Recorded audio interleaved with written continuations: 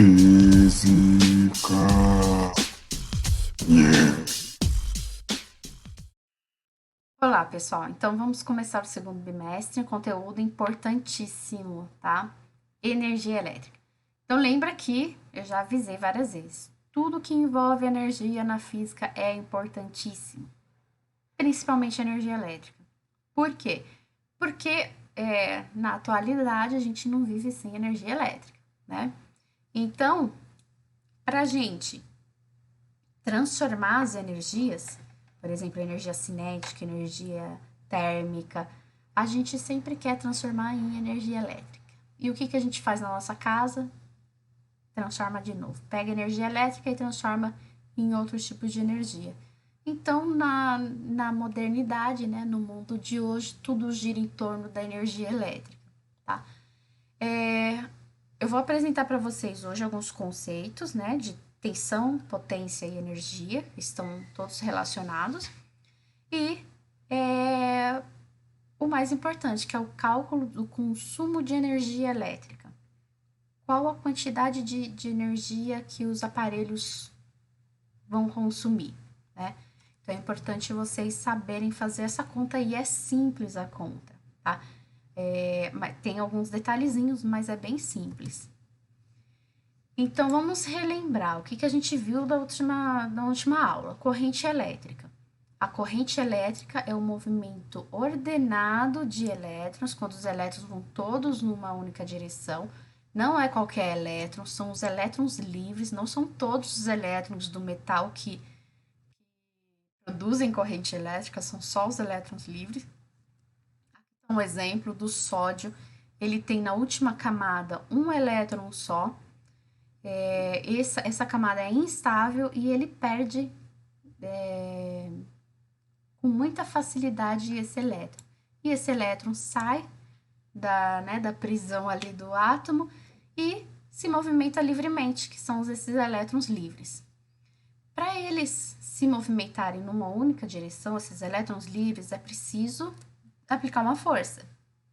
Então tem que atrair, por exemplo, aqui com o polo positivo de uma pilha, você atrai os elétrons ou repele os elétrons e vai fazer eles movimentar em média, né, numa única direção.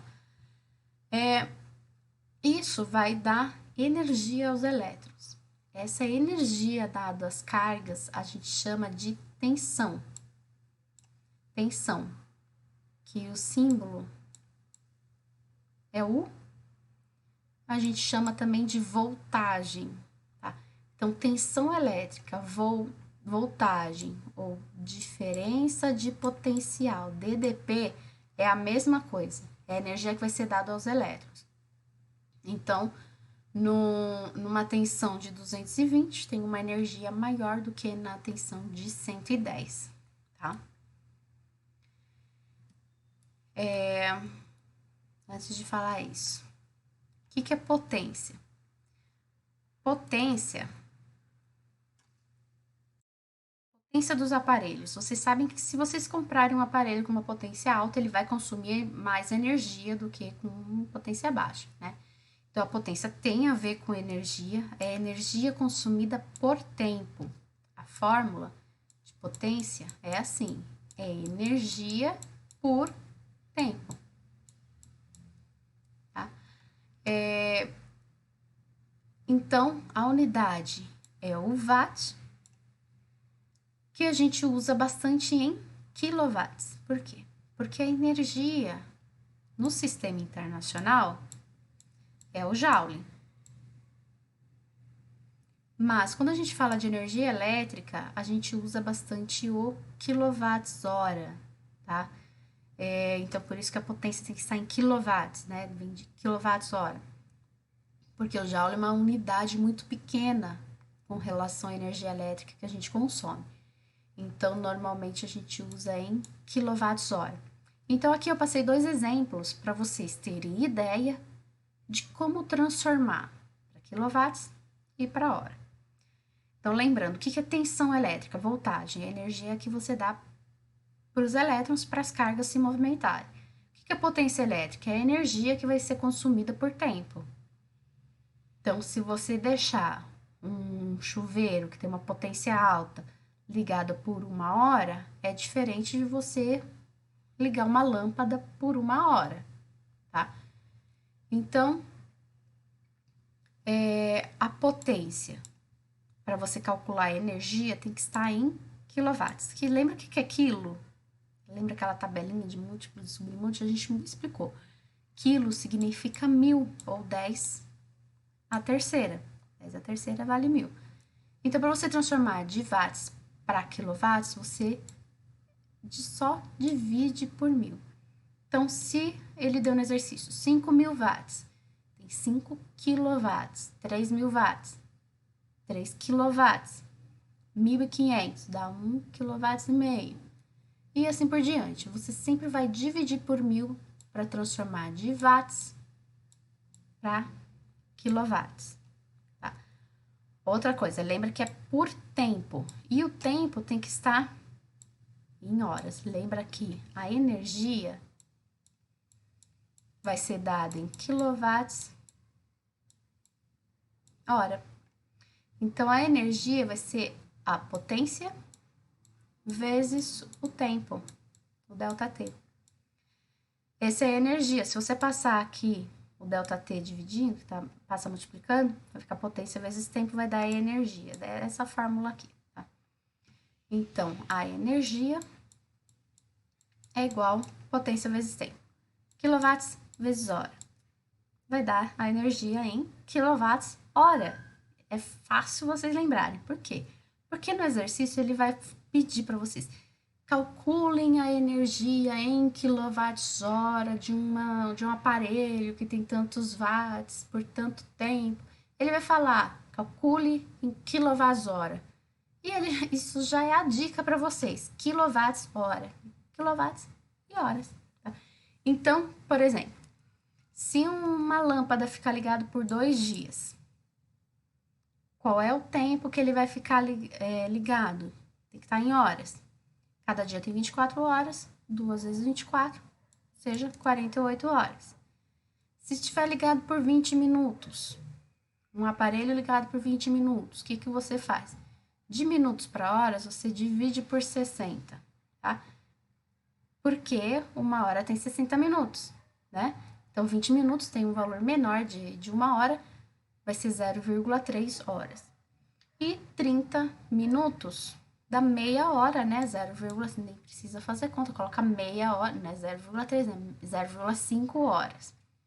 Se for 5 minutos, você divide por 60, vai dar 0,08, alguma coisinha em horas, tá? Então, eu vou passar exercício também para vocês treinarem isso. Transformar de watts para quilowatts e de horas, ou do tempo de minutos e dias para horas. Então, como que eu calculo o consumo de energia elétrica? Potência vezes o tempo. A potência tem que estar em qual unidade? Em quilowatts. E o tempo tem que estar em qual unidade? Em hora. E a energia vai estar em qual unidade? Em quilowatts hora. Tá? Que é o que a gente costuma calcular a unidade de energia. Exemplo. Tem um aparelho com 4.000 watts ligado por 40 minutos. Qual que vai ser a energia consumida por esse aparelho? Primeira coisa, unidade. Você tem que transformar de watts para quilowatts. O que você faz? Divide por 1000. Lembra que quilo significa 1000. Então, 4.000 watts tem 4 quilowatts. E o tempo? Sai em minutos, transforma para horas. Como você transforma para horas? Dividir por 60. Então, vai ficar 0,67 horas. Qual que é a energia? Multiplica um pelo outro, tá? Bem simples, como eu falei. É simples, mas só que tem que só tomar cuidado com as unidades. Potência em quilowatts, quilowatts, e o tempo em horas. Então, 4 quilowatts, 4 vezes o tempo, dá 2,68 quilowatts-hora. Essa é a energia consumida por um aparelho de 4.000 watts ligado por 40 minutos. Agora,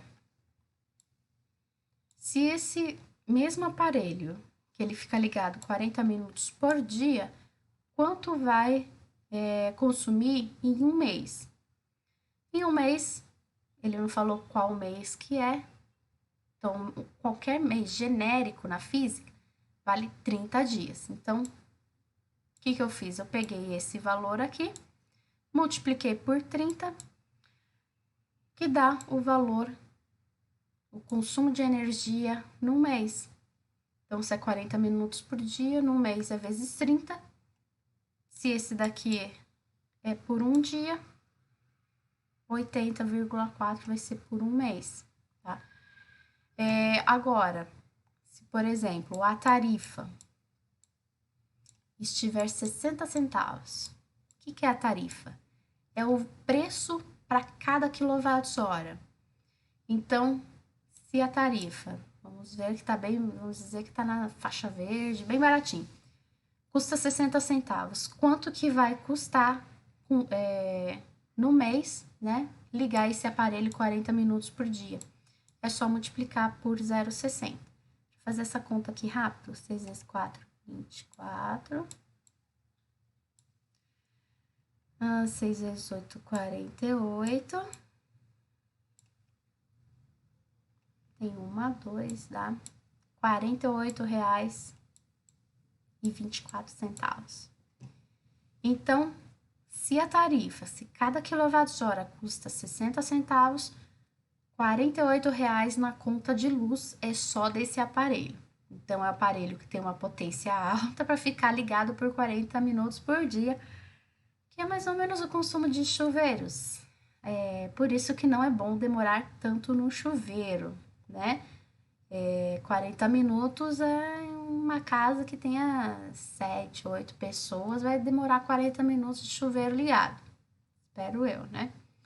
Se não, eu espero que vocês tenham dó de quem pagam as contas de luz de vocês e comece a economizar, principalmente em chuveiro elétrico. De gás gasta um pouquinho mesmo, mas daí gasta gás, né? Também tá caro. Mas a economia de energia, a economia de dinheiro, ninguém é louco para jogar dinheiro no lixo, né? Então, não custa nada tomar um banho um pouquinho mais rápido. 40 minutos por dia de um aparelho ligado assim, fica muito caro. E a tarifa não é 60 centavos, é mais caro que isso, né? E quanto mais você consome, maior é o valor da tarifa. Então, a gente vai falar um pouquinho sobre economia de energia, tá? Nas próximas aulas, porque, como eu falei, é um conteúdo importante não só para Enem vestibular, como também para a vida financeira, né, de você e de quem paga as contas de vocês, né? Então, calma aí, eu pulei esse daqui. Lâmpadas. Existem vários tipos de lâmpada. A lâmpada mais antiga é a incandescente. Hoje em dia nem fabricam mais a incandescente, fabricam um outro tipo de incandescente, que é a halógena, que basicamente é uma incandescente com um gás ali no meio. Então, o que é a lâmpada incandescente? É a lâmpada que queima as mãos, porque ele deixa um metal aqui, olha, tem uma resistência bem fininha de tungstênio. Essa resistência, resistência é só um fio, tá, gente? Esse fio de tungstênio vai percorrer corrente elétrica. E quando a corrente elétrica passa por ele, ele produz aquecimento. Vocês já repararam que, por exemplo, a tomada do micro-ondas, o fio do micro-ondas, ele aquece. Por quê? Porque passa uma corrente elétrica muito grande. E o fio aqui está como se os elétrons tivessem passagem livre e não tem. Porque aqui um fio condutor, um fio metálico, quando é atravessado por corrente, no meio desse fio metálico tem o material que ele é feito.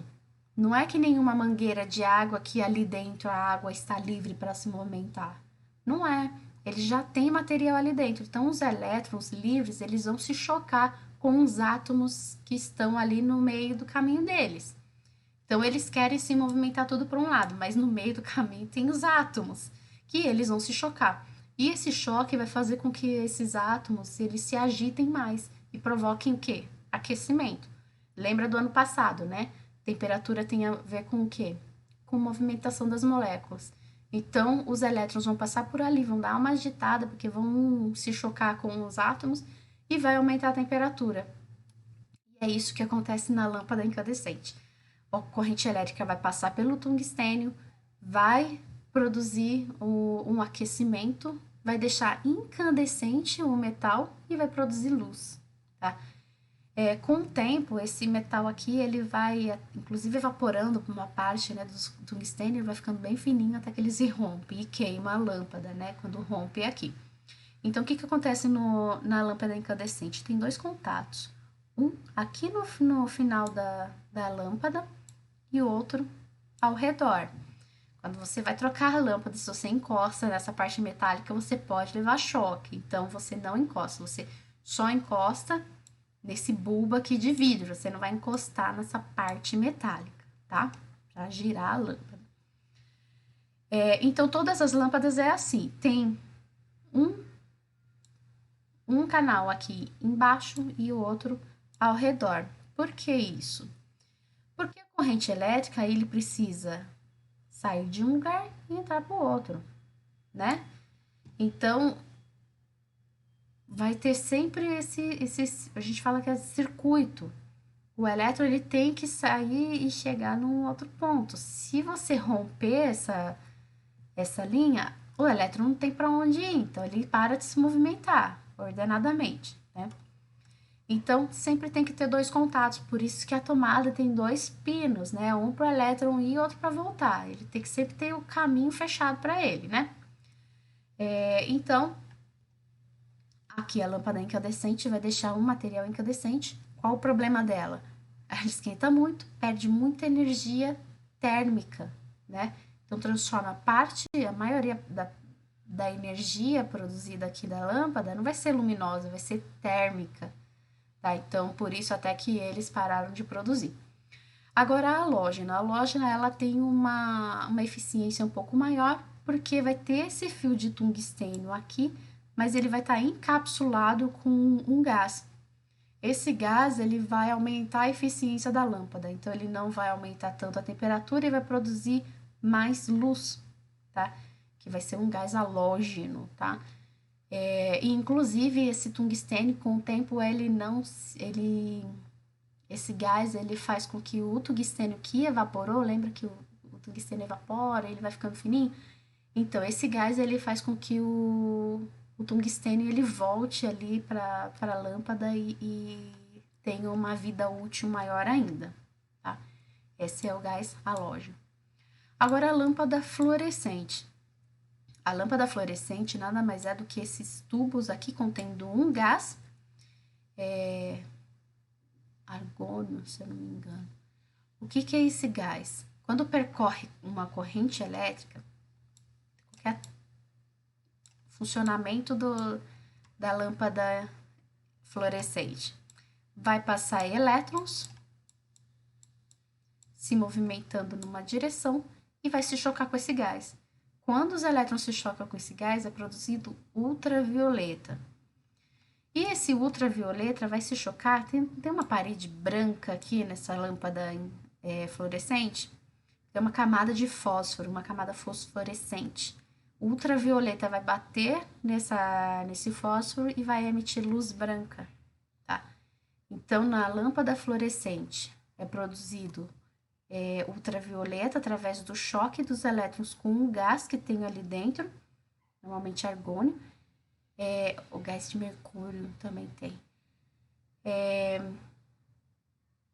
E esse gás vai produzir ultravioleta e o ultravioleta vai bater nessa camada branca, que é uma camada fosforescente, que vai produzir a luz branca. A temperatura de funcionamento dele é bem menor do que as incandescentes, né? Tanto a halógena como a lâmpada incandescente, ela funciona pelo pelo tungstênio e pelo aquecimento. Aqui não, aqui é o gás que vai passar corrente elétrica, vai produzir aquecimento sim, mas bem menor. Luz negra, o que, que é luz negra? É uma lâmpada fluorescente sem essa camada de fósforo, né? Sem a camada fosforescente. Que daí o gás ele vai produzir ultravioleta e ele tem uma camada preta, que daí simplesmente vai emitir o ultravioleta, tá? E a LED? A LED que é o que mais economiza a luz, né? Ele, através de um dispositivo que com pouca energia, ele já produz uma luz. Tem uma LED, umas lâmpadas bem pequenininhas, que tem várias ali dentro, né? Nesse bulbo aqui dentro tem várias lâmpadas pequenininhas, aqueles dispositivos de LED pequenininho, tá? Bom, são esses três tipos de lâmpadas. A que economiza mais é a LED, né? Ainda um pouco mais cara. Existem algumas funcionalidades para essas lâmpadas, né? Por exemplo, o aquecimento, ou a lâmpada fluorescente, mas a maioria está sendo substituída pela LED. O problema é que ela é muito forte, né? Comprar uma com nem não tanta luminosidade, porque isso atrapalha a vista, tá? Bom, gente, tem bastante coisa, né? O mais importante, opa, é isso aqui, né? Cálculo de consumo de energia elétrica. Com tarifa, né? O preço de cada tarifa, espero que vocês tenham entendido, tá? Se ficou alguma dúvida, vou passar bastante questões sobre isso, tá? Porque é um conteúdo importante. Então, vai ter várias questões para vocês calcularem o consumo de energia e para vocês treinarem, tá? Qualquer dúvida, entre em contato. Tchau, tchau.